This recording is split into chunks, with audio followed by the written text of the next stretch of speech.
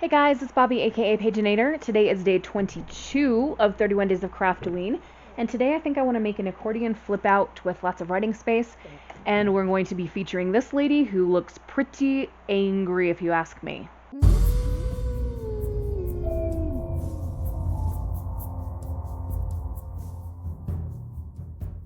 So I found this lady in a part of a digital kit that I got on Etsy, and she looks like she is upset, and I just knew I had to feature her somewhere in this journal. Not only has she got the gothic look going very well, but she has got the like I will burn you alive with laser beams from my eyes kind of stare going on. I have this piece of coffee dyed paper that's left over from when I was dyeing for this journal, and I just didn't end up using it, so I think I'm going to use pieces of this to help make an accordion flipper thingy mabob. So first thing, I'm going to be gluing this down into the bottom corner of this page.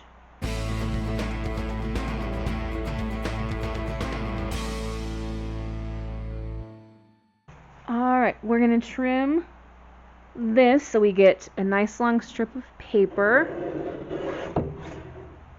And then we're going to measure and see how wide that was. 3 and not quite a half. It's about like this. Did I measure right and get these the same width? Yes, I did. I can't believe that. Alright, next I'm going to take my bone folder and just run it like this to make a crease and fold. And I'm going to repeat.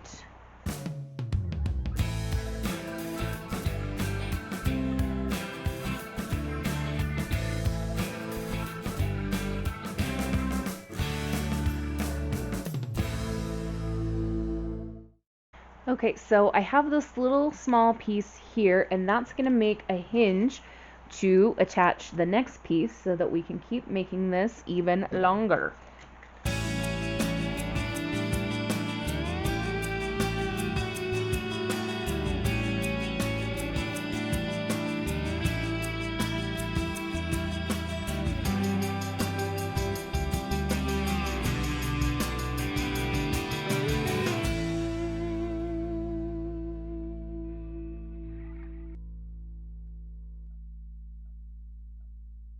We have quite a long flip out here, and you can see the edges of it behind the picture because I didn't do like as precise work as I would like to be able to do.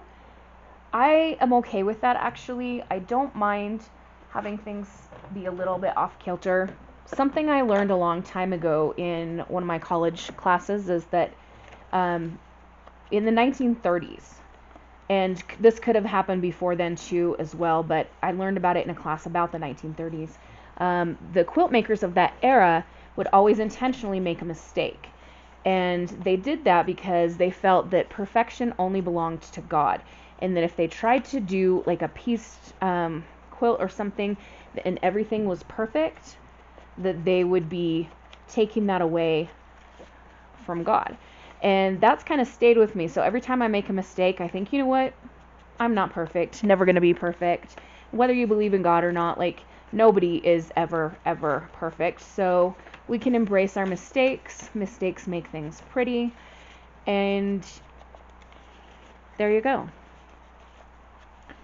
I am just edging this with ground espresso distress oxide. I've been doing a lot of edging with black soot in this series, and I just feel the need to mix it up.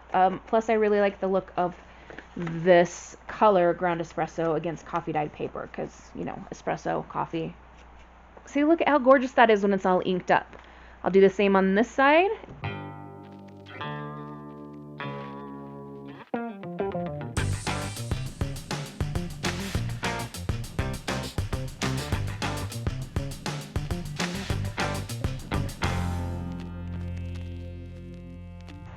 Alright, so I said we'd glue her in next, but actually I kind of feel like I want to decorate her first.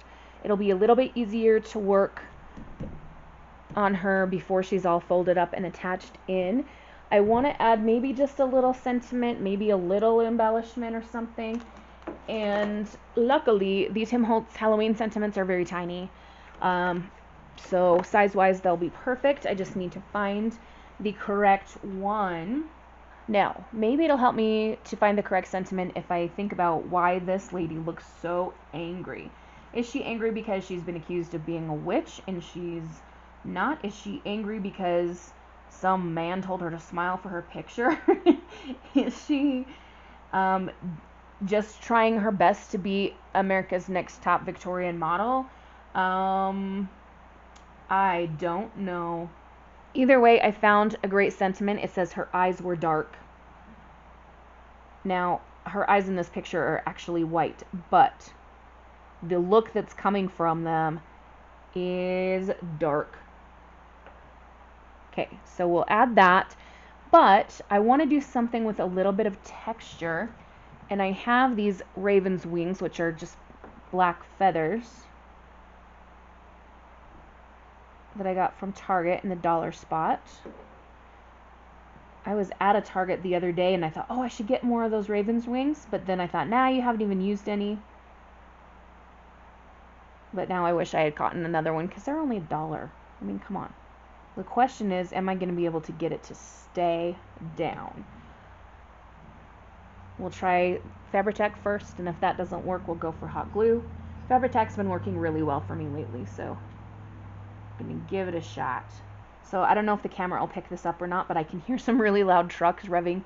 I live on a highway, and traffic is just a constant noise. Even though I'm kind of in the middle of nowhere, Wyoming, it's the middle of nowhere on the way to a lot of places, and we also have a lot of teenagers in this town who drive noisy vehicles, including one of my neighbors, who has a very large noisy truck. And for some reason, that led me to the thought of a different teenager that lives a little bit further down the road, but still I would consider a neighbor. And I was thinking about maybe baking some bread for his family. And I might have some time after I get done with this video today. They've just been on my mind lately, and they're always so kind to me. And I love to bake bread anyway. And I love doing things for other people, so maybe I'll go make some bread for that family while this video is uploading or something. I don't know. I like that with the feather. I do. Okay, let's get the journal back here. Here's the big question. I had thought about maybe it could go here, or maybe it could go here. I kind of feel like it should go here. And maybe that's completely wrong, and maybe you're screaming at me, no, don't do it. But that's what my gut's telling me to do. And so far in this series, my gut has most of the time led me in the right direction. So we're just simply going to put glue on the back page of this accordion thingy and plop it down. Normally I would want to move this more toward the outside, but this is where the right spot is on this page, I feel like. So when I'm ready to write on this, I can just pull it out and have all this space to write, and then just pop it back in again. I might grab like a paper clip or something to hold her if she's having a hard time, but for now, I'm going to let her be there. Is there anything else that I want to add to this area right now? I kind of don't think so. I think this is going to be a shorter video today. I just think she's gorgeous, and you know, whatever her story is, hopefully she's a little less angry now than she was before. Let me know in the comments below why you think she looks so intense and maybe even angry in this picture. And we'll see you in the next one. For now, have a wonderful, magical, and bookish day. Happy reading, crafting, or journaling. Adios.